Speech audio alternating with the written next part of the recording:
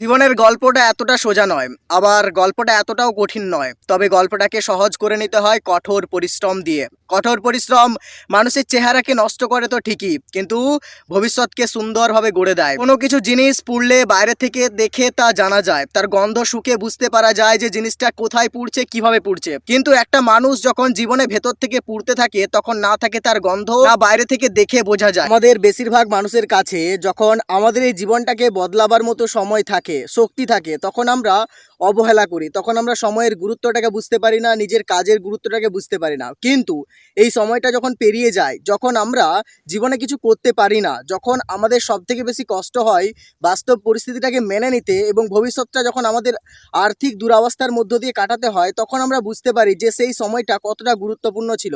কিন্তু সেই সময়টাকে আমরা সঠিকভাবে ব্যবহার করতে পারিনি। সময় থাকতে সময়ের সঠিক মূল্য দাও। সময় থাকতে থাকতেই নিজের জীবনের গুরুত্বটাকে বুঝতে শেখো। সময় থাকতে নিজেকে বদলাবার চেষ্টা করো। নিজেকে বদলাবার চেষ্টা না করে যদি খারাপ অভ্যাস আর অলসতার মধ্যে জড়িয়ে ফেলো, তবে একটা সময় পরে তোমাকে জীবনে কঠিন দুঃখ আর যন্ত্রণা ভোগ করতে হবে। তখন তুমি তোমার অতীতকে মনে করবে, কিন্তু তখন অতীতকে মনে করে তোমার কিছুই হবে না। জীবনের চাওয়াটা যদি সৃষ্টিকর্তা দেওয়ার সাথে মিলে যায়, তবে সেই জিনিসটা তুমি পাবেই। জীবনের কোনো জিনিসকে চাওয়া যদি মন থেকে হয়, তবে সেটা তুমি পাবেই। এখন আর কারো ছেড়ে চলে যাওয়াতে মন খারাপ হয় না, এখন আর কারোর কথা না বলাতে মন খারাপ হয় না। এখন অনেকটা বুঝতে শিখেছি, এখন অনেকটা বড় হয়েছি, এখন ম্যাচুরিটি এসেছে লাইফে, তাই এসব নিয়ে আর খুব একটা বেশি ভাবি না।